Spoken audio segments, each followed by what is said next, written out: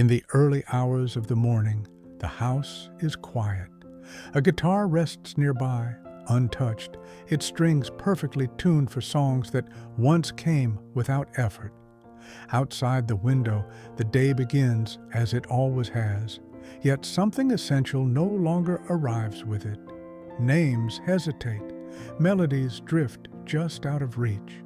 Few would guess that this stillness belongs to a man whose voice once filled arenas and living rooms across America, a sound millions could recognize within seconds. Fame gave him everything, until it could no longer protect him from forgetting. When memory begins to fade, what remains of a life's legacy? He was born into a world far removed from spotlights and applause. The landscape of his childhood was shaped by modest means, close family ties, and the steady rhythms of rural American life. There was little glamour in those early years, but there was structure, work to be done, expectations to meet, and faith that anchored daily routines. Music did not arrive as a dream of fame. It arrived as something practical, almost necessary, a way to belong and to contribute. From an early age, sound became a refuge. While other children found comfort in play, he gravitated toward instruments, drawn to the order they offered. Strings followed rules, notes resolved when played correctly. In a household where resources were limited, music offered clarity, effort produced results, practice led to improvement. Applause, even if it came from a small room or a local gathering, felt like confirmation that he mattered. Family life instilled both discipline and longing. Expectations were clear, but emotional expression was restrained, as it often was in that time and place. Praise was earned, not given freely. Love was present, but rarely spoken aloud. This environment shaped a quiet hunger, not for attention alone, but for recognition that he was doing something right, that he was valuable. Long before the world would know his name, he learned to measure himself by how well he performed. Music quickly became more than a skill. It became identity. When he played, people listened. When he played well, people smiled. In those moments, uncertainty disappeared. The young boy who might otherwise have blended into the background suddenly stood out. It was a subtle lesson, absorbed without conscious thought. To be remembered, one must be exceptional. That belief followed him into adolescence. While others imagined stable trades or local futures, his path narrowed around sound and performance. Music promised movement, away from limitations, away from obscurity. It also promised a kind of permanence. Songs endured, melodies outlasted conversations. Long before illness or age entered the picture, he had already tied meaning to memory, even if he did not yet understand how fragile memory could be. Family support was practical rather than indulgent. There was encouragement, but also caution. Stability mattered. Responsibility mattered. The idea of building a life around music felt risky, even indulgent. Yet the pull proved stronger than doubt. Each small success reinforced the same internal logic. When he played, he was seen. When he was seen, he felt secure.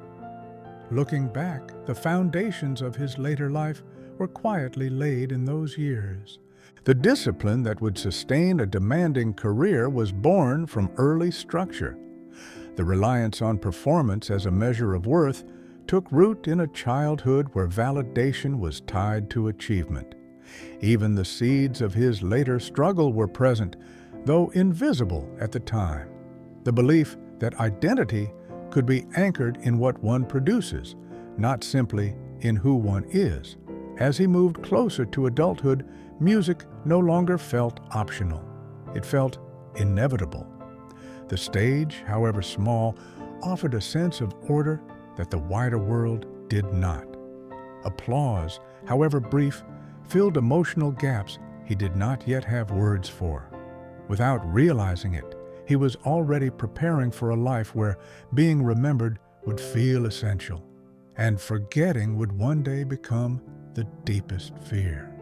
If a person learns early that love and security come through performance, what happens when the ability to perform begins to slip away? The transition from gifted amateur to working musician did not happen in a single dramatic leap. It unfolded gradually, shaped by persistence, long hours, and a willingness to accept uncertainty as the price of opportunity. There was no grand announcement, no moment when the future suddenly felt secure.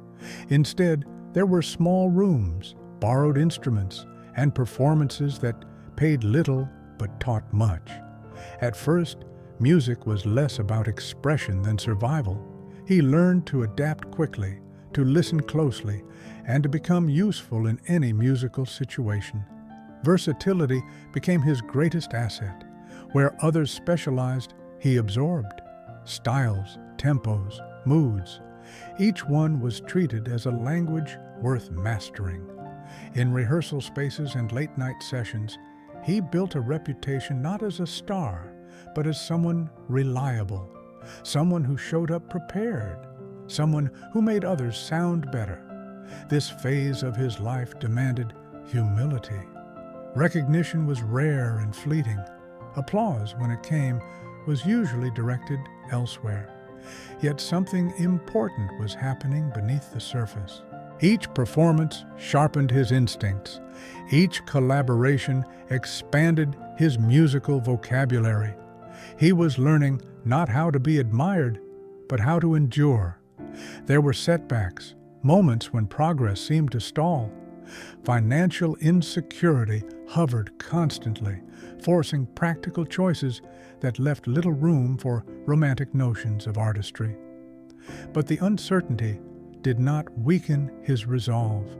On the contrary, it reinforced the belief formed in childhood. Effort could compensate for circumstance. If he worked harder, listened better, and adapted faster, he could stay afloat. Gradually, doors began to open, not wide, not dramatically, but enough to glimpse a different future. He found himself surrounded by professionals who understood the unspoken rules of the industry.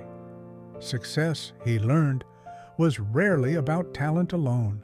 It was about timing, trust, and reputation. He cultivated all three quietly, without spectacle. In these early professional years, the distance between who he was and who he might become remained vast, yet the craft itself offered reassurance. Music continued to provide structure. Repetition, rehearsal, and routine became anchors. The predictability of practice contrasted with the unpredictability of career prospects. Even when external validation was absent, the internal logic remained intact. Improvement was measurable, progress tangible. This period also introduced him to the emotional cost of a life built around performance. Travel separated him from family.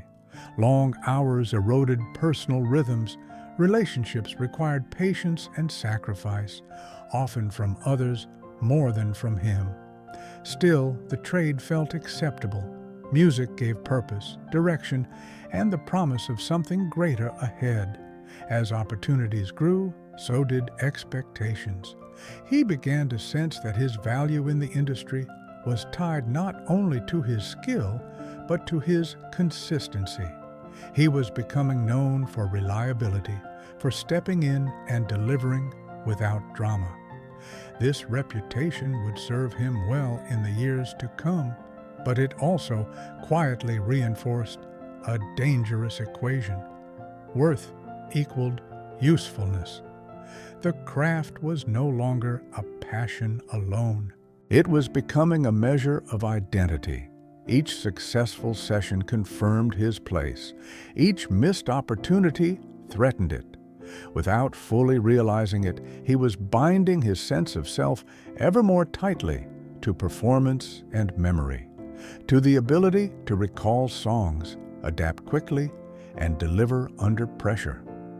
Looking back, this phase reads like preparation rather than destination.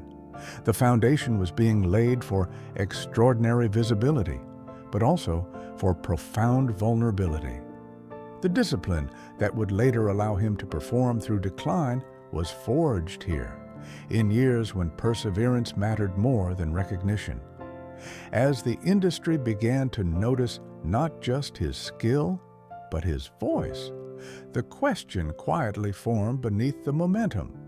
If his identity had been built on being dependable and unforgettable, what would happen when dependability and memory were no longer guaranteed?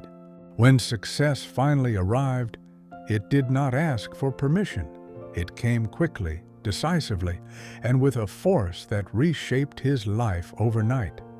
The years of quiet preparation, of adaptability, discipline, and emotional restraint suddenly revealed their purpose.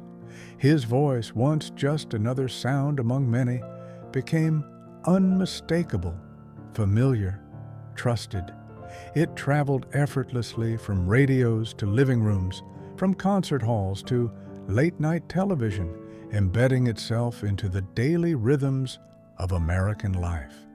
At the height of his career, he represented something reassuring. His music felt steady in a world that was changing rapidly. There was warmth in his delivery, confidence without arrogance, and an emotional clarity that allowed listeners to feel understood without feeling overwhelmed. For many, his songs became markers of time, played during long drives, family gatherings, quiet evenings. He was not merely successful, he was present. Awards and recognition followed. Chart positions climbed. Television appearances multiplied. The public image solidified into something almost mythic, a consummate professional, endlessly capable, seemingly untouched by doubt. Behind the scenes, the pace intensified. Tours overlapped, schedules tightened. The demands of consistency grew heavier with every success. Each performance reinforced the expectation that he would deliver, not just well, but flawlessly. In public, the image held. On stage, his voice carried authority and ease. Audiences saw confidence and control. What they did not see was how much effort that control required. The discipline learned in earlier years now became a necessity rather than a choice. Rest felt secondary to obligation. Silence felt unfamiliar, even threatening. As long as the music continued, so did the sense of purpose. This period also introduced a subtle but critical shift. Recognition began to replace reflection. Praise arrived faster than it could be processed. The role he played for the public started to eclipse the private individual behind it. When identity becomes performance, stepping away can feel like erasure. Success did not merely reward him, it defined him. Amid the acclaim, there were early signs of strain. Fatigue lingered longer than expected.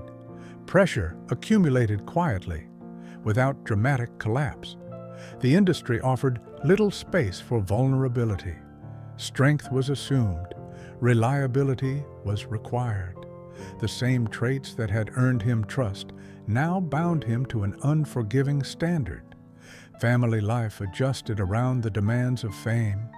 Time together became fragmented, shaped by travel and commitments beyond personal control.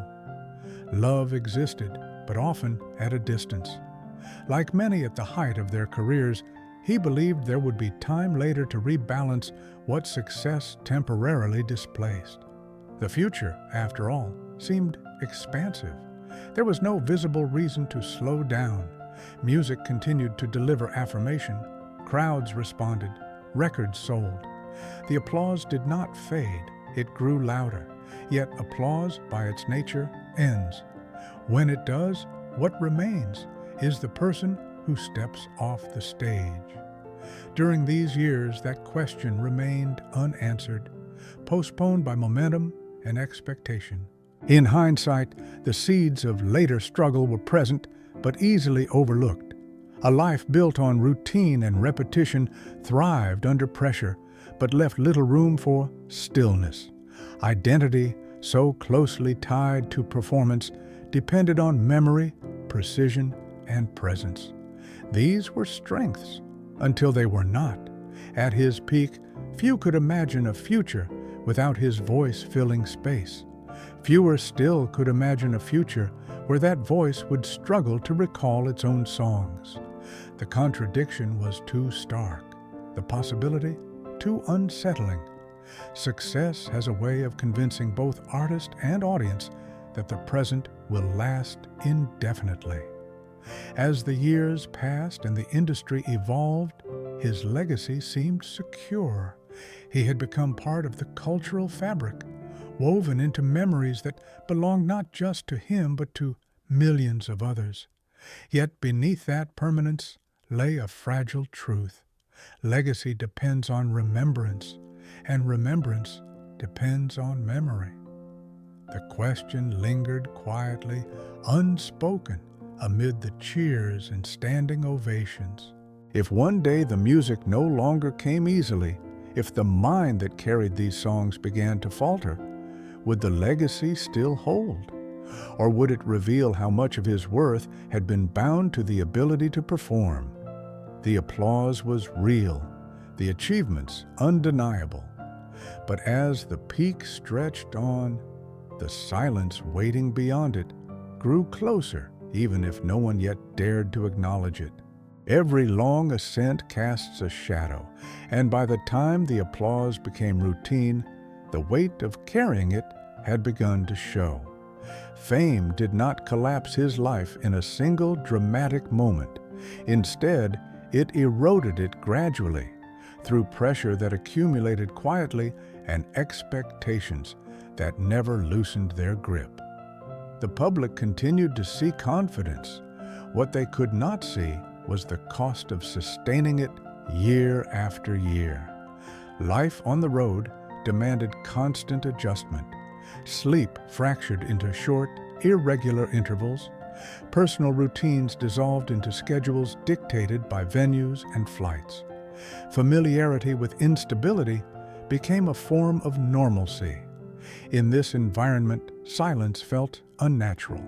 Stillness created space for doubt, and doubt threatened the carefully maintained image of control. So the music continued, the pace continued, and the distance between the man and the role he played widened. Relationships felt the strain. Time together became scarce and conditional, shaped by availability rather than need. The expectations of family life collided with the demands of a public career that allowed little flexibility. Even when intentions were sincere, presence was inconsistent. Absence, repeated often enough, took on its own meaning. Love persisted, but it was forced to compete with a life that rarely slowed down. The industry rewarded endurance, not vulnerability. Strength was measured by reliability. Fatigue was reframed as professionalism. Any hesitation risked replacement. In such an environment, acknowledging limits felt dangerous. Admitting difficulty threatened not only reputation, but livelihood. The safest response was to continue delivering, regardless of personal cost. As the years progressed, the emotional toll deepened. Success, once exhilarating, became heavy. Praise no longer surprised, applause no longer restored. What had once felt like affirmation now felt like obligation. The stage remained familiar, but its meaning shifted. It was no longer a place of discovery. It was a place of expectation. Then came the signs that could not be ignored. Small lapses appeared first, subtle enough to dismiss, frequent enough to unsettle. A forgotten lyric here, a moment of hesitation there. At first, they were rationalized as fatigue, distraction, the natural effects of a demanding schedule. But repetition transformed them into warning signals. Something fundamental was changing, and it was changing beyond the reach of discipline or preparation. For a performer whose identity relied on memory, precision, and recall, this shift struck at the core. Music had always offered certainty. Now, certainty faltered. The routines that once provided safety could no longer guarantee control. The fear was not simply professional, it was existential. If memory failed, what remained of the person who had built a life around remembering? When the diagnosis became public, it marked a boundary that could not be crossed back over. The words carried finality. They reframed the past and redefined the future. Suddenly, every forgotten line had an explanation, and every hesitation acquired weight. The disease did not announce itself dramatically. It clarified what had already begun.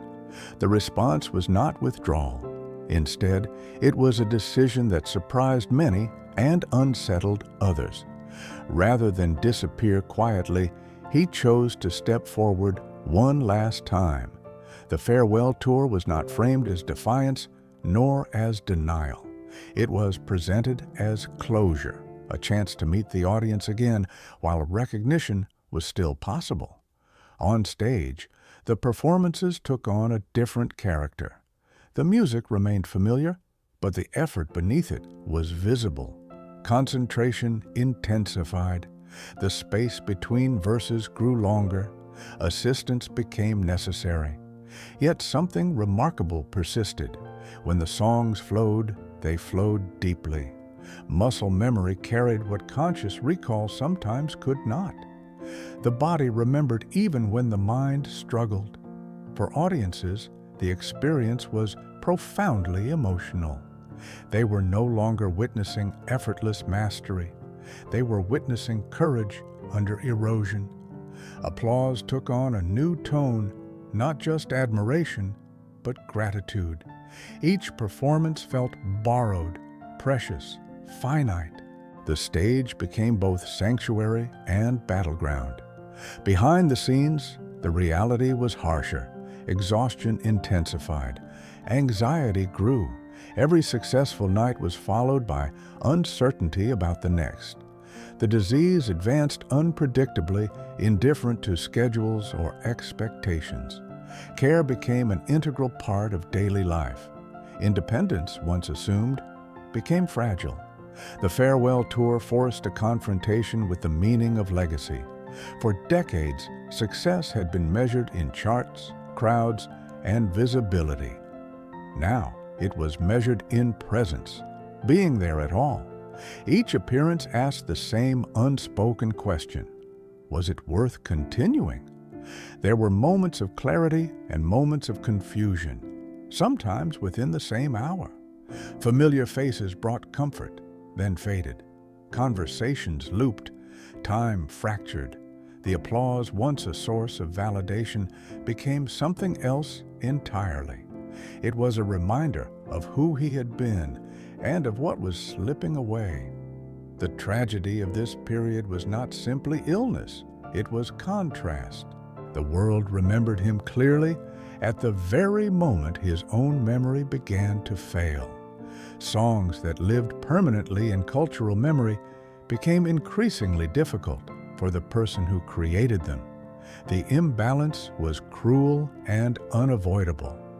Yet there was dignity in the choice to continue, not because it prolonged fame, but because it acknowledged reality without surrendering humanity. The farewell tour was not about victory, it was about connection. It allowed others to carry what he no longer could alone. As the disease progressed, the cost became undeniable. Eventually, the decision was made to step away. The stage that had defined his life released him, and the silence that followed felt heavier than any applause. Without performance, identity required a different foundation, one that fame had never prepared him for. The shadow side of his life was not a scandal or a single mistake. It was the slow realization that the very qualities that built his legacy, memory, discipline, endurance, were the ones most vulnerable to loss. The tragedy lay not in falling from grace, but in outliving the abilities that once gave life meaning. And beneath it all lingered the same question, now impossible to avoid. When memory begins to fade, what remains of a life's legacy? There comes a moment in every long story when effort is no longer enough to change direction. For him, that moment did not arrive with drama or public collapse. It arrived quietly through a series of realizations that accumulated until they could no longer be denied. The farewell tour, once envisioned as a controlled goodbye, began to reveal its own limits. What had felt possible one night became unreachable the next. The progression was uneven. Some days offered clarity and confidence. On others, familiar routines unraveled without warning. The unpredictability was perhaps the most difficult adjustment. A life built on precision now depended on accommodation. Schedules were shortened. Support increased. Decisions that once belonged solely to him were now shared, then gradually transferred to others. Ending the tour was not framed as failure, but it carried the emotional weight of finality. Stepping away meant surrendering the last space where identity still felt intact. The stage had been more than a workplace. It had been a compass, a proof of continuity. Leaving it behind forced a confrontation with an unfamiliar truth. Life would continue without the structure that had defined him. What was lost in that transition went beyond career. Independence narrowed. Privacy diminished. Simple choices required assistance. The disease reshaped daily existence in ways that no amount of discipline could resist. For someone who had spent decades mastering his craft, the inability to master his own decline was deeply unsettling. Public perception shifted as well. Where admiration once centered on talent, it now centered on resilience. While well-intentioned, this change carried its own burden. He was no longer seen primarily as a creator, but as a symbol of courage, of illness, of loss. Identity became something spoken about rather than expressed. In quieter moments away from cameras and crowds, the cost became most apparent. Familiar names slipped, timelines blurred, the past and present overlapped in disorienting ways. Music still stirred emotion, but its origins were increasingly abstract. The connection remained, even as comprehension weakened. This was the point of no return, not because hope vanished, but because acceptance became necessary. The future could no longer be planned around recovery or return. It had to be shaped around care, presence, and patience. Success would no longer be measured in achievement, but in comfort, in moments of calm, in dignity preserved. For those around him, this shift required its own reckoning. The person they loved was still present, yet changing in ways they could not prevent. Support replaced collaboration. Protection replaced partnership. The roles that once felt balanced were rewritten by circumstance. The question of legacy grew sharper in this phase. For years, legacy had meant songs, performances, cultural impact. Now, it took on a more intimate meaning. How would he be remembered by those closest to him? As a star who fought until the end, or as a human being who faced vulnerability with grace? This stage of life stripped away illusion. Fame could not negotiate with disease. Applause could not slow progression. What remained were relationships, care, and the quiet acknowledgement that control had limits. The identity built on performance had to make room for an identity rooted in presence alone. Crossing this threshold changed everything. There would be no return to the stage, no final reinvention, no new chapter of achievement. What lay ahead was not decline alone, but a different kind of living, one measured in smaller units, guided by others, and defined by how gently the remaining time could be held. And so the question shifted subtly, growing more intimate as the world grew quieter. When the ability to perform is gone and memory itself becomes uncertain, what remains of a life's legacy, and who is there to carry it forward? With the stage behind him, life narrowed into quieter, more intimate spaces. The pace that had once governed his days dissolved, replaced by routines designed not for achievement, but for care. Mornings arrived without schedules to meet or crowds to face. Time, once divided into rehearsals and performances, stretched into long, unstructured hours. For someone whose identity had been anchored in purpose and precision, this transition required a redefinition of what it meant simply to exist. Daily life became a series of small, deliberate acts. Familiar environments offered comfort, even as understanding fluctuated. Some moments carried surprising clarity, fragments of recognition that surfaced without warning. Others passed in gentle confusion. Memory no longer followed predictable patterns. It arrived and retreated on its own terms, indifferent to effort or desire. Music remained present, though differently than before. A melody could still spark emotion, even when its origin could not be named. The voice that had once commanded attention now emerged softly, sometimes only as a hum, sometimes not at all. Yet the connection endured. The songs lived somewhere deeper than recall, suggesting that identity is not held solely in conscious memory, but also in feeling and instinct. Those closest to him adapted alongside the illness. Caregiving reshaped relationships, introducing new roles that required patience, repetition, and emotional endurance. Conversations looped. Explanations were offered again and again, without frustration, without correction. Love was expressed less through words and more through presence. In this phase of life, constancy mattered more than understanding. The public world receded almost entirely.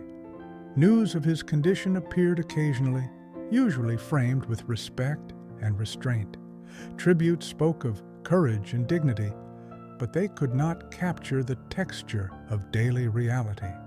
Fame, once overwhelming, became distant. Recognition now belonged to others' memories rather than his own. In these later years, the question of loneliness took on new complexity. He was not alone in the physical sense. Care surrounded him. Yet there were moments when connection felt elusive, when the world seemed to move just beyond reach. This was not the loneliness of abandonment, but the loneliness of transition, the space between who one was and who one is becoming. Aging amplified what illness had already begun. Strength diminished. Energy faded. The body, like the mind, asked for gentler treatment. Days were shaped around comfort rather than productivity. Achievements no longer served as reference points. The past existed as a series of impressions rather than a coherent narrative. And yet, within this narrowing world, there was a quiet kind of dignity. The pressure to perform was gone. Expectations softened. What remained was the simple human need to be cared for, to be treated with patience, and to be valued even when usefulness was no longer measurable. In this way, his later life revealed a truth often obscured by success. Worth does not disappear when contribution ends. Family moments, when they occurred, carried a different weight. They were not about celebration or accomplishment, but about reassurance, a hand held, a familiar voice repeated gently. These interactions did not restore memory, but they affirmed presence. They answered in small ways the question of what remains when so much has already been lost. As the illness progressed, public appearances ceased entirely. The man who had once lived in sound and spotlight now lived in quiet. His legacy, long secured in recordings and collective memory, no longer required his participation. Others remembered for him, others carried the songs forward. In the end, old age did not arrive as a dramatic conclusion, but as a gradual settling. Life reduced itself to essentials: comfort, safety, familiarity, love expressed through routine rather than applause. The world that had once demanded everything from him now asked very little. This phase of his life offered no triumph in the conventional sense. There were no comebacks, no final performances, no reclaimed mastery. Instead, there was acceptance. A life that had once expanded endlessly learned how to contract with grace. And in that quiet contraction, the central question returned with new clarity. If memory fades and fame falls silent, what remains is not the echo of applause, but the presence of those who stay, the care they offer, the patience they show, the love that does not depend on recognition. In the stillness of old age, stripped of performance and expectation, the answer began to form, not in words, but in the way each day was gently carried forward. In the end, there was no grand finale, no final bow beneath bright lights, no moment designed for memory. The life that once unfolded in songs and stages came to rest in quiet rooms, measured not by achievements, but by care. The voice that had once traveled effortlessly across decades and generations now lived on elsewhere, in recordings, in recollections, in the lives it had touched. His story resists the simplicity of triumph or tragedy. It exists in the space between. Fame gave him purpose, direction, and a sense of belonging. It also asked for endurance, sacrifice, and a relentless consistency that left little room for fragility. When illness arrived, it exposed the limits of what success could protect. Applause could not preserve memory. Recognition could not slow time. And yet, the years of decline did not erase the meaning of what came before. They reshaped it. The farewell tour was not a refusal to accept reality, but a final act of connection, an attempt to share what still remained before it slipped away. In doing so, it offered something rare, an honest portrait of vulnerability in a culture that often hides it. As memory faded, legacy shifted. It no longer belonged solely to the person who built it. It lived in others, in families who played his songs, in listeners who carried them into their own lives, in caregivers who offered patience without expectation. The measure of his life was no longer how well he performed, but how gently he was held when performance was no longer possible. There is something deeply human in that transition. It reminds us that identity is not only what we achieve, but how we are treated when achievement ends. That dignity does not disappear with productivity. That worth does not require an audience.